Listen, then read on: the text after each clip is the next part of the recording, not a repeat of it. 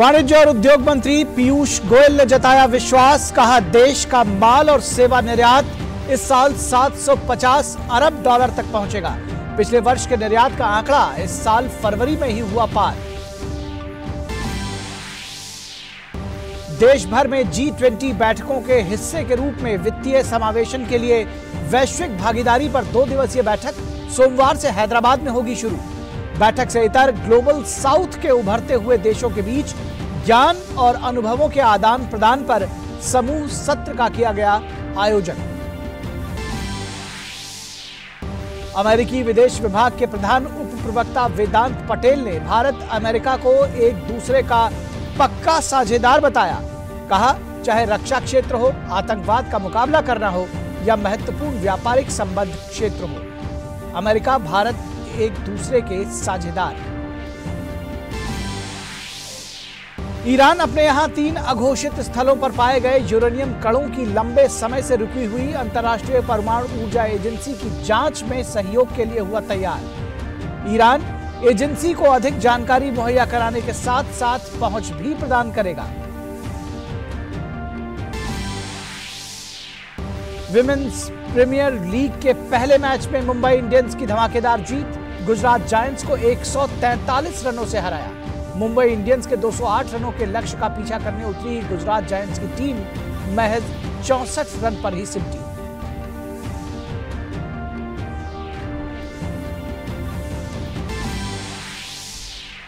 और रूस के नियल मेदवेदेव ने अपने ही देश के एंड्री रूबलेव को 6-2, 6-2 से सीधे सेटों में हराकर दुबई टेनिस चैंपियनशिप का खिताब किया अपने नाम। मेदवेदेव ने लगातार तीसरा एटीपी खिताब किया हासिल। विश्व रैंकिंग में रूबलेव की जगह 6ठे नंबर पर पहुंचे मेदवेदेव। नमस्कार, बहुत स्वागत है आपका डीडी न्यूज के इस बुलेटिन में। मैं हूं निखिल सिंह और आइए देखते हैं खबरों को अब विस्तार से। उद्योग और वाणिज्य मंत्री पीयूष गोयल ने विश्वास व्यक्त किया है कि इस वर्ष देश से वस्तु और सेवा निर्यात बढ़कर 750 अरब डॉलर हो जाएगा। उन्होंने कहा कि चालू वित्त वर्ष में फरवरी तक का कुल निर्यात पिछले पूरे वित्त वर्ष के मुकाबले बहुत अधिक रहा है। गोयल ने कल नई दिल्ली में रायसीना संवाद में कहा कि संधारण गुणवत्ता पर अधिक ध्यान देकर भारत को आने वाले समय में निर्यात बढ़ाया जा सकता है। उन्होंने कहा कि सरकार गुणवत्ता के प्रति जागरूकता बढ़ाने का प्रयास कर रही है और अब तक 440 उत्पादों के लिए गुणवत्ता नियंत्रण आदेश जारी किए जा चुके हैं। गोयल ने कहा कि अगले 2 वर्षों में सरकार गुणवत्ता नियंत्रण आदेशों की संख्या बढ़ाकर 2000 तक करेगी ताकि गुणवत्ता के साथ कोई भी समझौता न हो। उन्होंने कहा कि देश में व्यापार और निवेश के लिए अनुकूल माहौल है। गोयल ने यह भी कहा कि खासकर सेमीकंडक्टर में निवेश के लिए कई कंपनियां सरकार के साथ बातचीत कर रही हैं।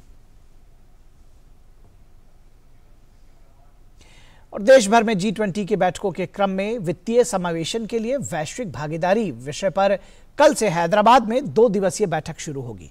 इस बैठक से इतर शनिवार को भारत और वैश्विक दक्षिण साझा भविष्य के लिए एक दृष्टि विषय पर चिंतन हुआ। G20 में भारत के मुख्य समन्वयक हर्षवर्धन श्रृंगला ने अपने संबोधन में कहा कि भारत G20 सहित सभी देशों के साथ बेहतरीन नीतियों और अनुभवों को साझा करने के लिए तैयार है ताकि दुनिया के देश 2030 तक सतत विकास लक्ष्यों को हासिल कर सके। उन्होंने डिजिटल डिवाइड को कम करने की जरूरत पर भी बल दिया। As the Prime Minister conveyed at the opening session of the summit, and I quote, he said, "Your voice is India's voice." और ANI के साथ एक साक्षात्कार में अमेरिकी विदेश विभाग के प्रधान उप प्रवक्ता वेदांत पटेल ने कहा है कि भारत और अमेरिका दुनिया के 2 सबसे बड़े लोकतंत्र हैं और दोनों देशों के बीच द्विपक्षीय संबंध सबसे अधिक मजबूत हैं। Our bilateral relationship, the United States bilateral relationship with India is one of the most consequential bilateral relationships that we have, and India is a critical partner in a number of areas, certainly to maintaining the rules-based international order, our vision, our shared vision for a free and open Indo-Pacific. You have to remember, of course, that we are 2 of the world's largest democracies, and so we have a lot of shared values and shared priorities. और पटेल ने रूस Ukraine युद्ध पर कहा कि PM Modi, विदेश मंत्री doctor S Jaishankar बहुत स्पष्ट हैं कि ये युद्ध का समय नहीं है और एक ऐसा संकल्प लिया जाए तो युद्ध संयुक्त राष्ट्र चार्टर के अनुरूप हो।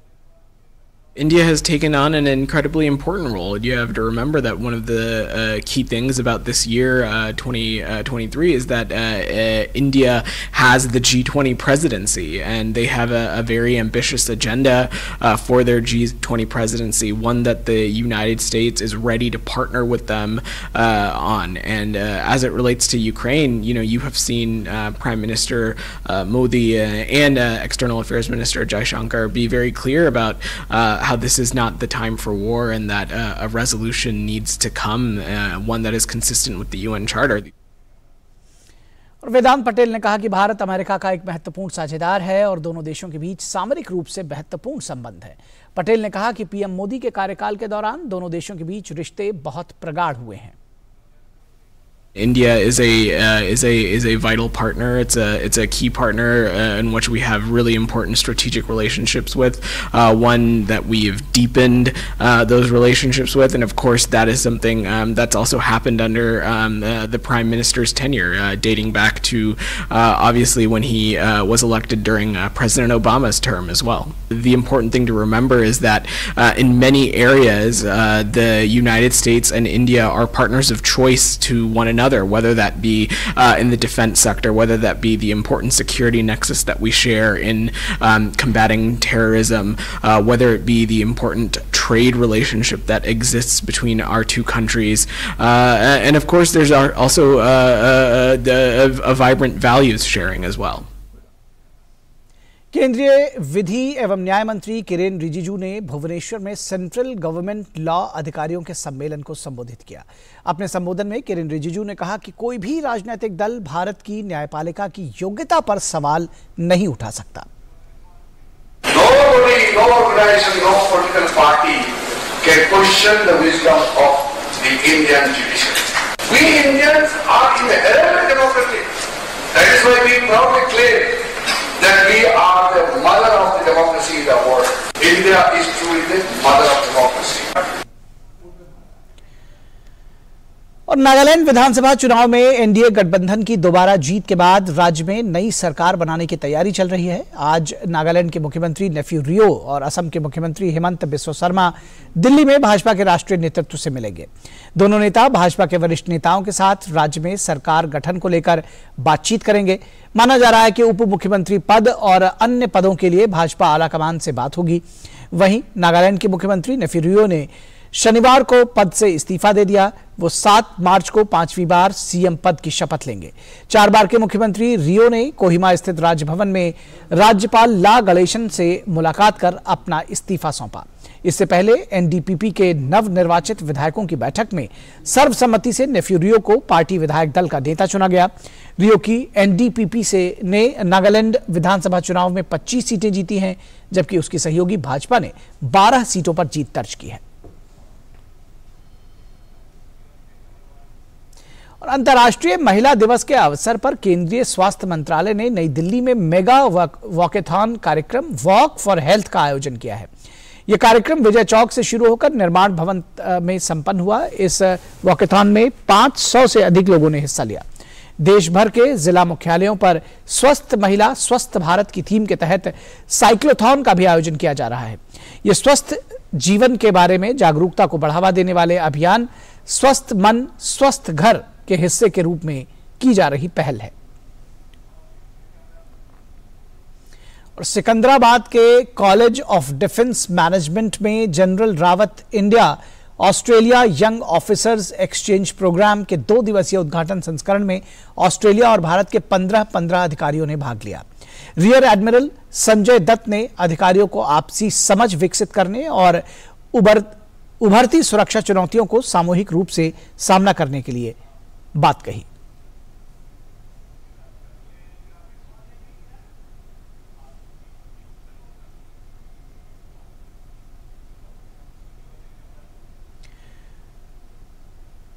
और मध्य प्रदेश के मुख्यमंत्री शिवराज सिंह चौहान आज से लाडली बहना योजना शुरू करेंगे। इस योजना के तहत प्रदेश की पात्र महिलाओं को 1,000 रुपए की मासिक सहायता दी जाएगी। भोपाल के जम्बूरी मैदान में होने वाले कार्यक्रम में मुख्यमंत्री इस योजना की शुरुआत करेंगे। इस कार्यक्रम में शहरी और ग्रामीण क्षेत्रों की कम से कम 1 लाख महिलाओं के शामिल होने की संभावना है। कार्यक्रम का आरंभ मुख्यमंत्री चौहान के 65वें जन्मदिन के साथ होगा। इससे पहले प्रदेश के वित्त मंत्री जगदीश देवड़ा में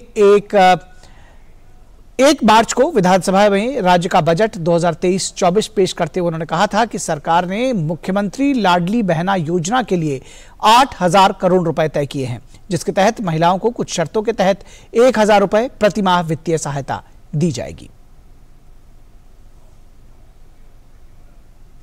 उत्तर प्रदेश सरकार ने इलेक्ट्रिक वाहनों को बढ़ावा देने के लिए बड़ा निर्णय लिया है। उत्तर प्रदेश में अब इलेक्ट्रिक वाहन की खरीद पर कोई टैक्स नहीं लगेगा और न ही कोई रजिस्ट्रेशन फीस देनी होगी। उत्तर प्रदेश सरकार ने इस संबंध में पूर्व में जारी एक अधिसूचना को संशोधित कर दिया है।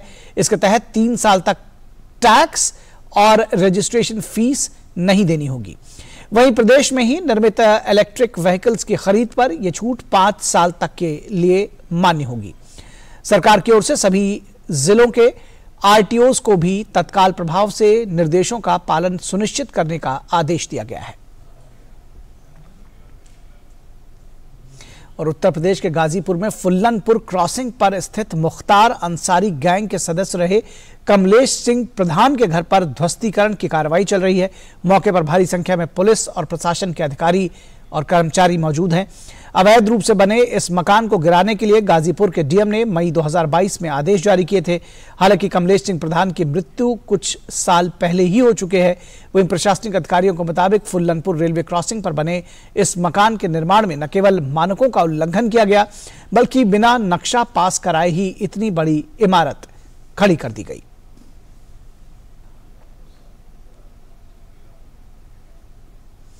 और जम्मू कश्मीर के पुलिस महानिदेशक दिलबाग सिंह ने कहा है कि आतंकवाद को खत्म करने के प्रति सुरक्षा बलों के संकल्प के कारण जम्मू कश्मीर में आतंकवाद लगातार कम हो रहा है, लेकिन पाकिस्तान राज्य में और अधिक आतंकवादियों और हथियार और नशीले पदार्थ भेजने की कोशिश कर रहा है। राज्य के शीर्ष पुलिस अधिकारियों ने शुक्रवार को पुंछ जिले में नियंत्रण रेखा के पास नशीले पदार्थों के एक तस्कर के घर से 7 किलो हेरोइन, 2 करोड़ रुपए से अधिक की नकदी और गोला बारूद की बरामदगी को एक बड़ी सफलता बताया है। उन्होंने कहा कि सुरक्षा बलों ने जम्मू कश्मीर में आतंकवाद को जड़ से समाप्त करने के लिए व्यापक कार्रवाई की है और ये लगातार जारी है। दिलबाग सिंह ने कहा कि पुलिस ने भूमिगत और ओवरग्राउंड चैनल्स की मदद से घुसपैठ को नियंत्रित किया है।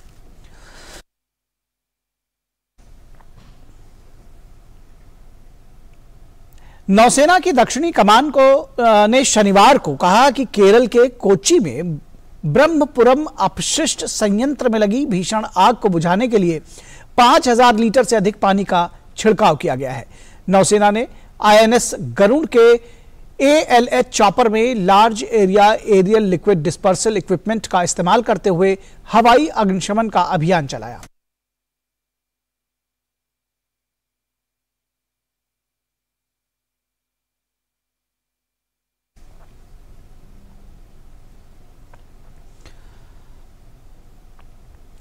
इससे पहले दक्षिणी नौसेना कमान ने 3 मार्च को अपनी अग्निशमन सेवाओं को तुरंत कार्रवाई में लगाया था। स्थानीय प्रशासन के प्रयासों को बढ़ावा देने के लिए मौके पर नौसेना की दमकल गाड़ियों को भी तैनात किया गया था। आग की सीमा का आकलन करने के लिए नौसेना के हेलीकॉप्टर्स द्वारा हवाई मुआयना भी किया गया। जिला प्रशासन के प्रयासों को गति देने के लिए अतिरिक्त अग्निशमन दलों और संसाधनों को सक्रिय किया गया है।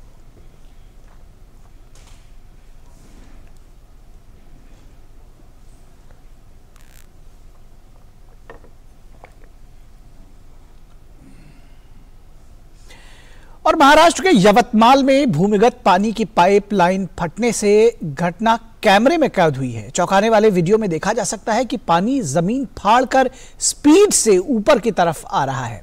दरअसल यहां शनिवार को सड़क के बीचों बीच पानी की पाइपलाइन फट गई। पाइपलाइन फटने से सड़क खुल गई और स्कूटर सवार एक महिला पानी के तेज बहाव में फंस गई। घटना यवतमाल विदर्भ हाउसिंग सोसाइटी के पास हुई। सोशल मीडिया पर वायरल हो रहे इस वीडियो में देखा जा सकता है कि जमीन के नीचे से जबरदस्त पानी फूटने के बाद सड़क धंस गई है। घटना के बाद इलाके में पानी भर गया।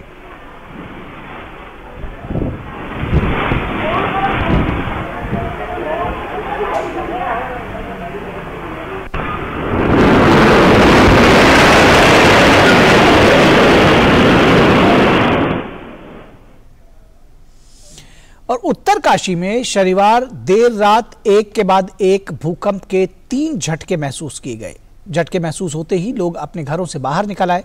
फिलहाल इस दौरान किसी तरह के जान माल के नुकसान की कोई सूचना नहीं है।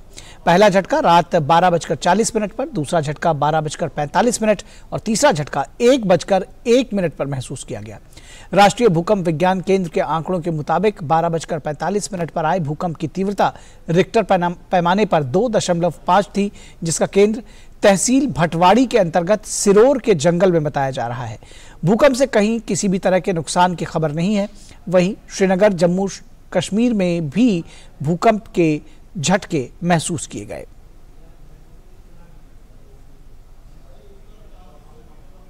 और कुछ अंतर्राष्ट्रीय खबरों का रुख कर लेते हैं। ईरान और अंतर्राष्ट्रीय परमाणु ऊर्जा एजेंसी के बीच एक नया समझौता हुआ है। इस समझौते के तहत ईरान देश के कुछ परमाणु संयंत्रों पर निरीक्षण के लिए निगरानी कैमरों और निगरानी उपकरणों को फिर से शुरू करने पर सहमत हुआ है। संयुक्त राष्ट्र की परमाणु निगरानी एजेंसी के प्रमुख राफेल मारियानो ग्रोसी ने शनिवार को ईरान में अधिकारियों के साथ बैठक की। बैठक के बाद एक संयुक्त संवाददाता सम्मेलन में मारियानो ग्रोसी ने कहा कि ईरान ने परमाणु संयंत्रों में संयुक्त निरीक्षण करने की अनुमति देने पर सहमति व्यक्त की है। और रूस यूक्रेन युद्ध के बीच रूस के रक्षा मंत्री सर्गेई शोइगु ने रूसी सेना के वरिष्ठ कमांडर्स के साथ एक बैठक की है। इस बैठक में जनरल स्टाफ के प्रमुख वालेरी गेरासिमोव और जनरल सर्गेई सुरोविकिन शामिल थे। रक्षा मंत्रालय ने एक बयान में कहा कि हथियारों, सैन्य उपकरणों और गोला बारूद जैसे मुद्दों पर चर्चा की गई है। रिजर्व सेना को युद्ध प्रशिक्षण के मुद्दों पर भी बातचीत की गई है। इससे पहले सर्गेई शोइगु ने यूक्रेन में तैनात रूस की सेना के कैंप का दौरा किया था। और चीन की राजधानी बीजिंग में सेना की 14वीं नेशनल पीपल्स कांग्रेस की बैठकें शुरू हो गई हैं। इन बैठकों में देश के शीर्ष पदों पर अगले 5 वर्षों के लिए नेतृत्व को अंतिम रूप दिया जाएगा। राष्ट्रपति शी जिनपिंग को तीसरी बार देश का राष्ट्रपति चुना जाना लगभग तय माना जा रहा है। पिछले वर्ष अक्टूबर में चीन की कम्युनिस्ट पार्टी की 20वीं कांग्रेस में उन्हें तीसरी बार पार्टी का महासचिव चुना गया था। दोनों बैठकों में जिन शीर्ष पदों के लिए नेतृत्व का चयन होना है, उनमें उपराष्ट्रपति, प्रधानमंत्री, उप प्रधानमंत्री और स्टेट काउंसलर के पद शामिल हैं।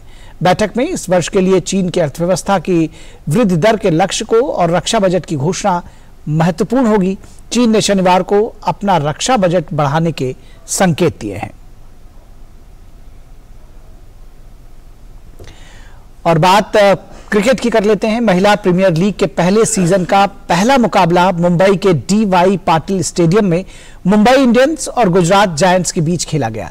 इस मैच में मुंबई की टीम ने धमाकेदार जीत हासिल की।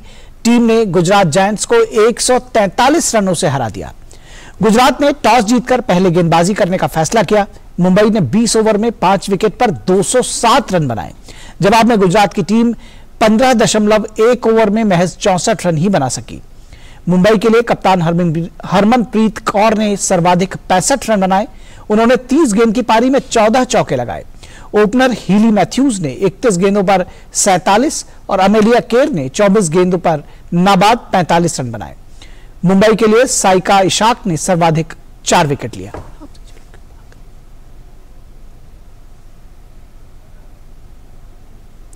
और कर्नाटक ने संतोष ट्रॉफी राष्ट्रीय फुटबॉल चैंपियनशिप जीत ली है।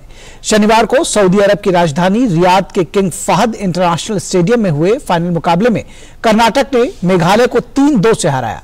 कर्नाटक ने 54 वर्षों के बाद यह खिताब जीता है। मेघालय की टीम पहली बार इस प्रतियोगिता के फाइनल में पहुंची थी।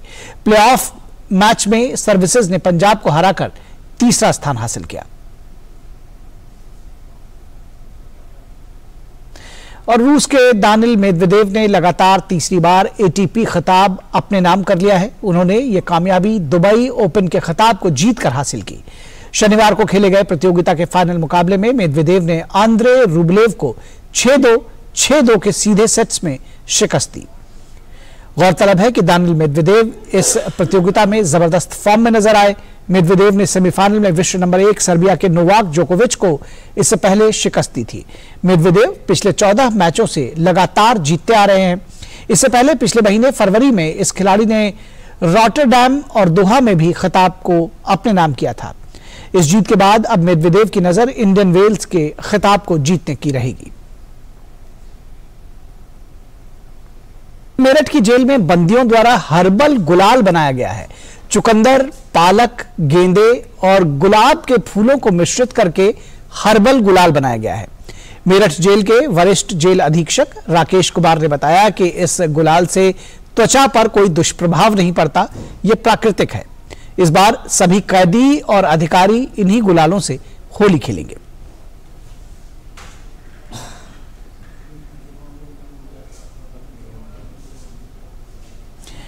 और महाराष्ट्र के नासिक में होली से पहले कलाकार महाराष्ट्र की अनूठी फूल जैसी संरचना वाली मिठाई बना रहे हैं। इन मिठाइयों को बनाने वाले एक कलाकार ने बताया कि फूल जैसी मिठाई को हरगंगन कहते हैं और इन्हें विशेष रूप से होली के दिन इस्तेमाल किया जाता है। ये मिठाई देखने में जरूर फूल के जैसे लगती है, लेकिन इसे खाया जाता है। उनमें शक्कर, नींबू और रंग होता है।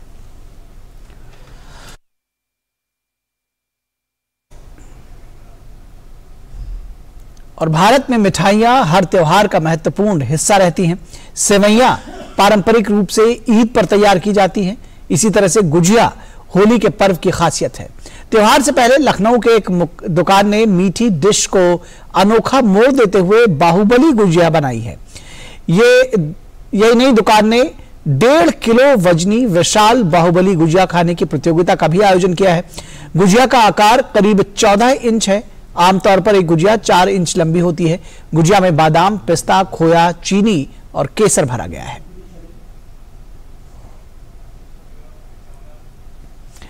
प्राचीन नगरी काशी अनोखे आयोजनों और परंपराओं के लिए विख्यात है। रंग भरी एकादशी के अगले दिन शनिवार को एक ऐसा आयोजन हुआ जिसमें जन सैलाब उमड़ पड़ा। मणिकर्णिका घाट पर लोगों ने चिता भस्म के साथ होली का त्योहार बनाया।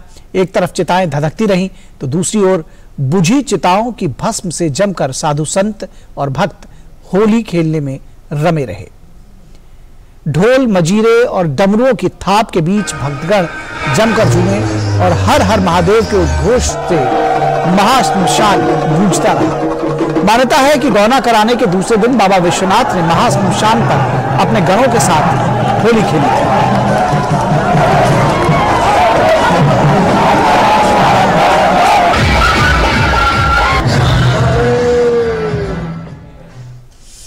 और जम्मू कश्मीर के उधमपुर जिले के हाईलैंड पार्क कुद में 5 अलग अलग तरह के 12,000 ट्यूलिप फूल खिले हैं।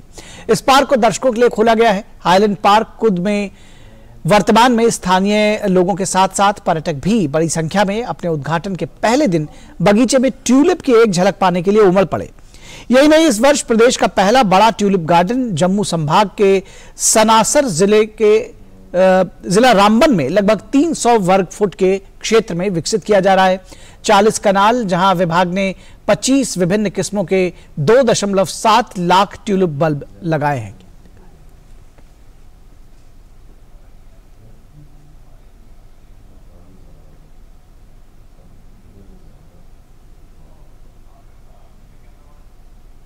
तो इस समाचार बुलेटिन में बस इतना ही। हमारी पूरी टीम को दीजिए इजाजत। नमस्कार।